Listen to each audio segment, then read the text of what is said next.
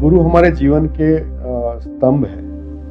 देखो, जब गुरुदेव श्री श्री रविशंकर जी मेरे जीवन में नहीं आए थे, उससे पहले का थोड़ा सा बात बताता हूँ। तो मैं उससे पहले 2 या 3 साल पहले कुछ जैनिज्म के सूक्ष्म सिद्धांतों की तरफ ज्यादा मुड़ा हुआ था और उसका बहुत अध्ययन कर रहा था, है ना। उसका अध्ययन यानी कि कर्म की अलग अलग परिभाषा और हमारे जो शास्त्र में लिखा है वो सब का डिटेल अभ्यास कर रहा था। फिर कुछ कमी लग रही थी, कमी नॉलेज में नहीं थी, लेकिन कमी मुझे ऐसा लग रहा था कि कोई ऐसा मुझे गाइड करने वाला हो, यानी कि गुरु हो हमारे जीवन। तो मैं अपने ही जैनिज्म में बहुत सारे साधु साध्वी को मिलता था और उनसे बातचीत करता था, उनसे कुछ क्वेश्चन करता था, उनसे कुछ आशा रखता था कि कुछ हमें ऐसा बोल दे कि हमारा कुछ न कुछ क्लिक हो जाए हमारे और आगे बढ़ जाए ना। तो मेरे अंदर ये अग्नि है ना, वो ज्ञान की अग्नि वो भड़क रही थी एकदम कि मुझे गुरु मिल जाए। मैं बाइक लेके घूम रहा था, कहीं कहीं जा रहा था। 50 किलोमीटर दूर कोई साधु का नाम सुना है कि वो जैन साधु है, उनसे मिलने के लिए जाता, फिर उनसे बात करता था, फिर वापस आता था, मनन करता था कि क्या मिला मुझे। तो थोड़ा सा उसके अंदर मुझे कुछ न कुछ ऐसा लग रहा था कुछ कम है, यानी कि कुछ और चाहिए। उसी टाइम पे मेरे जीवन में गुरुदेव आए। तो जैसे गुरुदेव सनातन धर्म का वो उनके साथ है, तो फिर हम जैनिज्म को इतना पकड़ के बैठे थे कि वो देखने के लिए भी तैयार नहीं थे। लेकिन मेरी वाइफ वैसे 2 साल पहले वो आर्ट ऑफ लिविंग में आ चुकी थी और गुरुदेव से मिल चुकी थी और वो उनकी सेवा भी कर रही थी। तो उनका मन रखने के लिए, वो खुश हो जाए, उसके लिए मैंने कोर्स किया। तो पहले ही दिन मुझे पता चल गया कि जो चीज मैं ढूंढ रहा हूँ ना, वो पहला ही टॉपिक जो निकला उससे पता चल गया है वो यही है, जो सिंपल, यानी कि हर व्यक्ति उसका अनुकरण कर सके, हर व्यक्ति अपने जीवन में उसका अप्लाई कर सके और हर व्यक्ति खुश हो जाए और अपना जीवन स्पिरिचुअल बना सके, उसका जर्नी अच्छा हो। तो फर्स्ट डे से मैं पूरा गुरुमय हो ही गया था और वैसे भी गुरुदेव का फोटो मुझे इतना अट्रैक्ट कर रहा था कि उनके प्यार में मैं पड़ ही गया था। तो उसके बाद जो गुरु आए ना, तो चेंजेस बहुत हुए मेरे जीवन में। पहले शॉर्ट टेम्पर था, पूरी नींद भी मैं नहीं ले रहा था, यानी कि बहुत विचार, रात को भी विचार चलते रहता था, कैसे मैं क्या कर सकता हूँ, कैसे मैं, रॉकेट चल रहा था पूरा, है ना। उस टाइम पे कोई डिजास्टर नहीं था, उस टाइम पे जीवन में मस्ती ही मस्ती थी।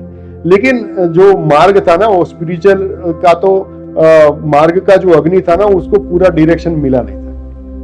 और मटेरियल लाइफ में भी इतना ही बूमिंग चल रहा था, यानी कि बस ये कर दो, वो कर दो, और शॉर्ट टेम्पर था। तो काम बिगड़ भी जाते थे, काम कभी कभी हो भी जाते थे, और माइंड का स्थिति या मन का स्थिति है वो प्लस माइनस कंटिन्यूसली होता रहता था। लेकिन जब गुरुदेव मेरे जीवन में आ गए ना, उसके बाद काफी बदलाव आने लगा। मेरा काम करने का पद्धति बदलने लगा, मैं लोगों के साथ पेश आने का और उनसे व्यवहार मेरा बदल गया।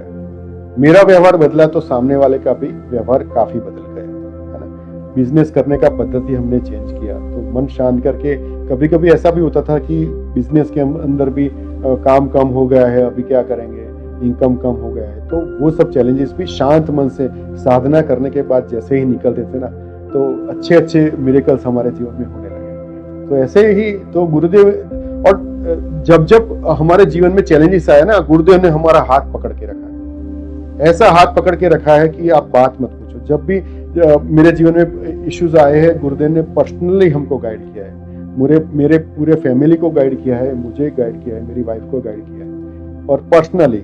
और जब भी हमारा ये सब डिजास्टर खत्म हुआ, हमने गुरुदेव को बताया, गुरुदेव ऐसे ही बैठे थे और बोला ये तो होना ही था। तो उनका कितना हमारे ऊपर फोकस, यानी कि इतना हमारे पर प्यार, और उनका पूरा ध्यान हमारे ऊपर था। हमको लगता है ये करोड़ों लोगों में हमको कहाँ देखते होंगे गुरुदेव, है ना। इतने लोग हैं, इतने नजदीकी लोग हैं, सीनियर टीचर्स हैं, हम इतने यानी कि इतना वो भी नहीं कि भाई चलो कहाँ पे भी हम हाईलाइट हो गए, कहीं हाईलाइट नहीं थे। लेकिन गुरुदेव के लिए तो हम कभी भी हाईलाइट से कम नहीं थे, यानी कि उन्होंने पूरा फोकस हमको दिया, प्रेम दिया, और जब भी जरूरत पड़ी ना, वो हमारे पास खड़े थे।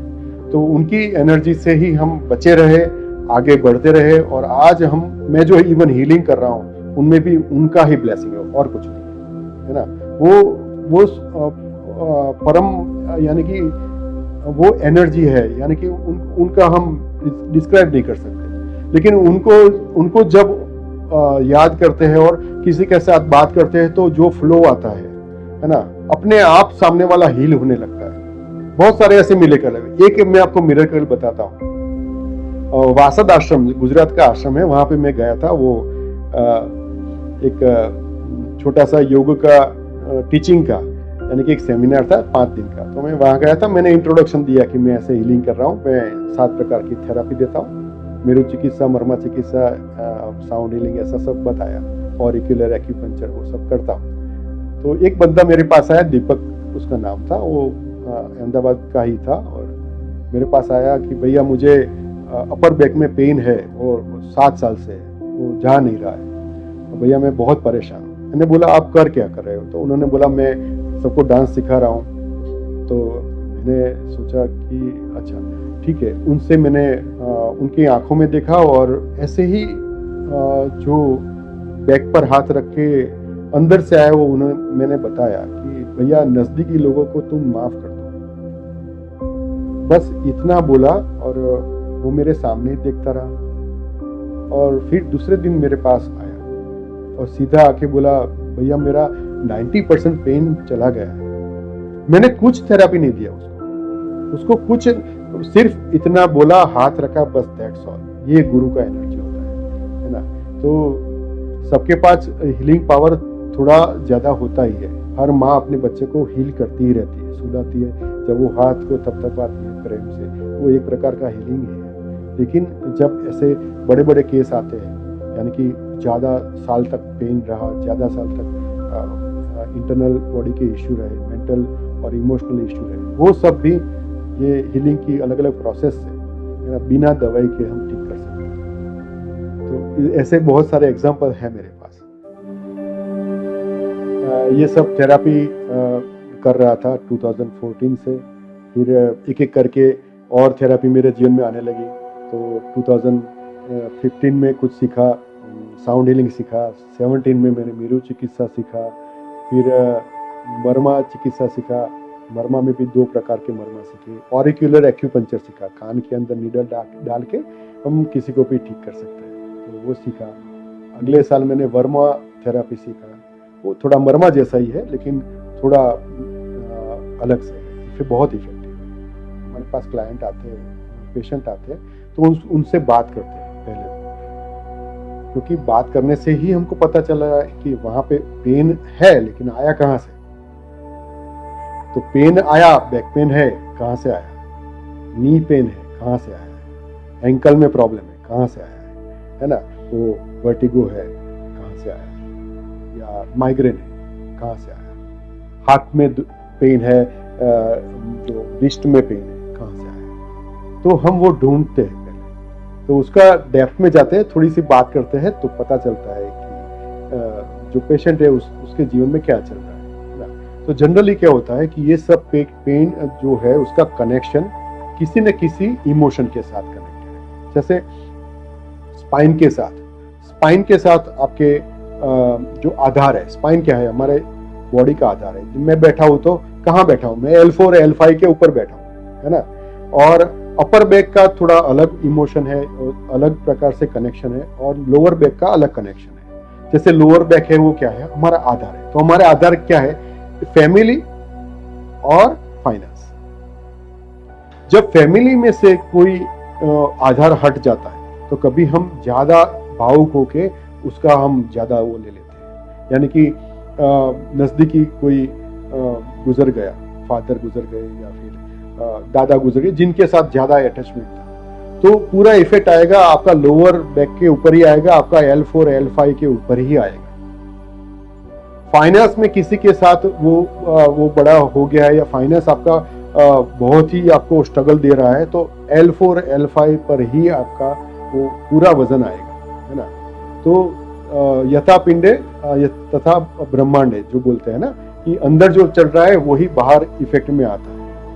तो अंदर क्या चल रहा है, फाइनेंस का स्ट्रेस चल रहा है, आप करोड़पति हो लेकिन आपका पैसा कहीं पे फंस गया है, कुछ 10 लाख फंस गया है, 20 लाख फंस गया है, और वैसे आपको कुछ इफेक्ट करने वाला नहीं है वो 10 लाख 15 लाख, लेकिन आपका वो पूरा मन है वो उसको पकड़ के बैठा है कि वो ऐसा कैसे मेरा पैसा दबा के बैठ गया। तो वो जो इफेक्ट है वो पूरा दिन चलता रहता है ना, तो वो भी आपको L4 L5 के ऊपर ही इफेक्ट देता है। ऐसे अपर बैक है वो इमोशन के साथ कनेक्टेड है। नजदीकी लोगों के साथ अगर आपका कुछ ज्यादा अप डाउन हो गया है, देखो बच्चा अच्छा मार्क्स लाता है तो हम क्या बोलते हैं, शाबाश बोलते हैं, हाथ कहाँ पे रखते हैं, उसकी पीठ पर थपथपाते हैं, है ना। कोई गुजर गया उसको मिलने के लिए जाते हैं, उसको हक करके क्या करते हैं, उसको पीठ पर हम थोड़ा सा टैपिंग करते हैं, उसको अच्छा भी लगता है। क्या है, बच्चा रो रहा है, माँ क्या करती है, पीठ पर थपथपाती है, तो वो एक्चुअली वहां पे स्टोर है, वो इमोशन का स्टोरेज है। तो अगर आपका ज्यादा वो नेगेटिव इमोशन वहां पे स्टोर हो गया तो अपर बैक के अंदर आपको बहुत ज्यादा पेन होने का संभावना है ना। और उसका कनेक्शन फिर अगर आगे बढ़ा तो आपको शोल्डर, फ्रोजन शोल्डर हो सकता है, या किसी बात को पकड़ के बैठे हैं तो हाथ का, रिस्ट का या उंगलियों में दर्द, वो सब ऐसे ही शुरू हो जाता है। आप सोचने लगोगे मेरे खाने से हो गया, कुछ खट्टा खाने से हो गया, ऐसा कुछ नहीं है ना।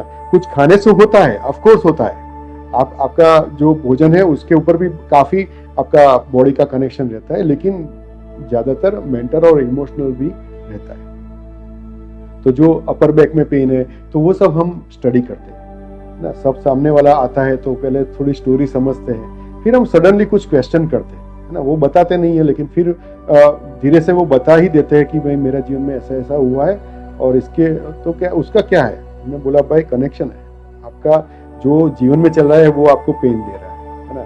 तो पहले तो ये आपको ढीला करना होगा। हम उनको समझाते हैं कि भाई ये चीज आप मत करो, यानी कि उसको ज्यादा मन के ऊपर पकड़ के मत बैठो। बच्चों की चिंता कर रहे हो और फिर सर दर्द हो रहा है, चक्कर हो रहा है, तो भाई होगा ही, क्योंकि आप चिंता ज्यादा कर रहे हो। ये सब आपकी बॉडी के ऊपर इफेक्ट करता है। सामने वाले को कुछ नहीं होगा, आपके हेट्रेट से उनको कुछ भी फर्क पड़ने वाला नहीं, लेकिन आप हेट्रेट करोगे आपकी किडनी पर लोड आएगा, आपका लिवर पर लोड आएगा। तो ये सब है वो सही में बहुत ही काम करता है। तो हम जब मिलते हैं तो इस तरह से थोड़ा सा उनसे बैकग्राउंड पूछते हैं। तो हमारा हीलिंग है सिर्फ हाथों से या किसी चीज से नहीं होता है, बातों से भी होता है। किसी से बात करने से अगर उसने रो भी लिया और या फिर कुछ इमोशन उसके बाहर निकल गए तो भी काफी वो हल्का हो जाता है। फिर हमको हीलिंग करने का भी इफेक्ट बहुत डीप होता है।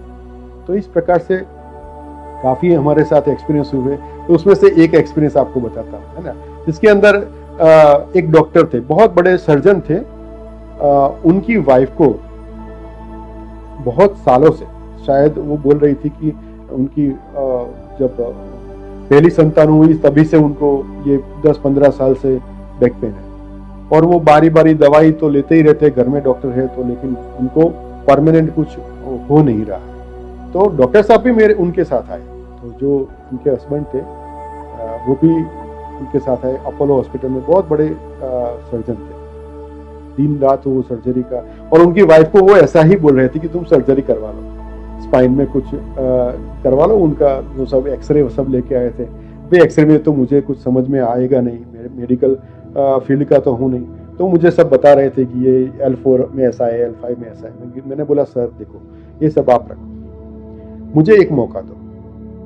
तो फिर मेरे सामने देखते रहे, बोले इससे क्या होता है, आप करोगे क्या। मैंने बोला एक सेशन देने दो। तो मेरी चिकित्सा का एक सेशन मैंने उनको दिया। तो कुछ टचेस दिए स्पाइन से, पूरे उल्टा सूला के जो हम देते हैं वो दिया। फिर उनको 20 मिनट का पूरा टचेस, जो जेंटल टचेस, जो बाहर कोई दिखता है तो उसको लगेगा कि ये यार इससे क्या होगा, है ना। कुछ हार्ड टच या कुछ घुमा भी नहीं रहे, कुछ नहीं कर रहे, बस टचेस दे रहे, बस खड़े रह रहे। और उनमें उनकी स्पाइन में चेंजेस आ रहे, वो हम देख सकते थे, वो नहीं देख सकते थे।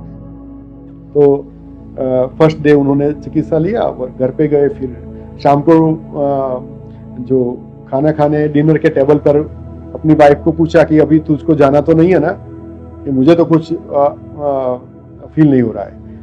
उनकी वाइफ ने बोला नहीं मुझे अच्छा फील हो रहा है, और उन्होंने बोला है ना कि 7-8 ट्रीटमेंट आप लो, तो मैं तो लूंगी। तो ऐसा करके उन्होंने 7 ट्रीटमेंट मुझसे लिया, 7 बार वो आए और मेरु चिकित्सा लिया और उनका पेन है वो पूरा वॉश आउट हो गया, ऐसे यानी कि गायब ही हो गया। तो वो मिरेकल के बाद डॉक्टर साहब भी बहुत आश्चर्यचकित हो गए। उन्होंने अपने समाज में मेरा प्रचार किया और बहुत सारे लोगों को मेरे पास भेजा। तो उनके समाज के ही काफी लोगों को मैंने बार बार, आज भी आ रहे वो लोग, और वो लोग को मैं ठीक कर रहा हूँ। तो फिर डॉक्टर साहब भी मेरे पास आए, फिर बोला कि भैया ये सब कैसे होता है। मैंने बोला देखो सर, आप एज ए डॉक्टर बॉडी देखते हो और सांस भी देखते हो, ब्रीदिंग भी देखते हो, लेकिन हम उससे आगे जाते हैं। वो बॉडी को देखते हैं, सांस को देखते हैं, माइंड मन को देखते हैं, उनकी बुद्धि को देखते हैं कहाँ चल रही है ना। उनके मेमोरी में हम देखते हैं कि उनकी मेमोरी में कितना कितना क्या क्या पड़ा हुआ है, अच्छा पड़ा हुआ है, बुरा पड़ा हुआ है, इस जन्म का पड़ा हुआ है, क्या क्या पड़ा हुआ है, उसका उनका रिफ्लेक्शन हम देख के वो जजमेंट हम लेते हैं और उसके ऊपर काम करते हैं। तो ये जो थेरापी है सिर्फ बॉडी लेवल की नहीं है, ये वो मेंटल इमोशनल लेवल तक जाती है और सूक्ष्म में वो क्रिया करती है, वो सूक्ष्म में सब कुछ ठीक करती है। तो हमारा बॉडी भी सिर्फ फिजिकल नहीं बना हुआ है ना, वो पंच तत्वों से बना हुआ है, उसमें अवकाश भी है, अवकाश तत्व भी है ना। तो हम बोलेंगे ज्यादातर अवकाश तत्व है जिसके ऊपर हम काम करना चाहिए। तो हमने जल तत्व के ऊपर तो आप भी काम करते हो, तो पता ही है, जल तत्व पृथ्वी तत्व आप टैबलेट देते हो आप। तो मैंने थोड़ा उनको समझाया कि इस तरह से काम होता है, जो हम देते हैं ना वो सिर्फ टचिस नहीं है, वो बहुत डीप इफेक्ट करता है, वो पूरा नर्वस सिस्टम को ठीक करने लगता है, उसकी शुरुआत हो जाती है, फिर ब्रेन तक उनका ब्लॉसमिंग होने लगता है ना। उनकी जो अंतःस्राव जो ग्रंथियां हैं वो सब ठीक बैलेंस में आने लगती है, जो इम्बेलेंस है इलेक्ट्रिकल जो सर्क्यूट्स है, इलेक्ट्रिकल हमारे बॉडी के अंदर जो चलता रहता है नर्वस सिस्टम में, वो सब बैलेंस होने लगता है, जो हमारे स्ट्रेस लेने से जो इम्बैलेंस हुए। सुख शांति समृद्धि घर में सब कुछ होता है, लेकिन अगर ये नॉलेज नहीं होता है तो कुछ ना कुछ कमी रहती है और फिर हम डॉक्टर के पास ही दौड़ते हैं। जनरल हमको ये पता नहीं है कि सूक्ष्म में भी कुछ अच्छा ठीक हो सकता है। तो बहुत खुश हो गए। फिर बाद में उन्होंने पूरे परिवार के साथ सुदर्शन क्रिया भी सीखी और सहज समाधि ध्यान भी सीखा और काफी उनको अच्छा लगा, वो काफी खुश थे।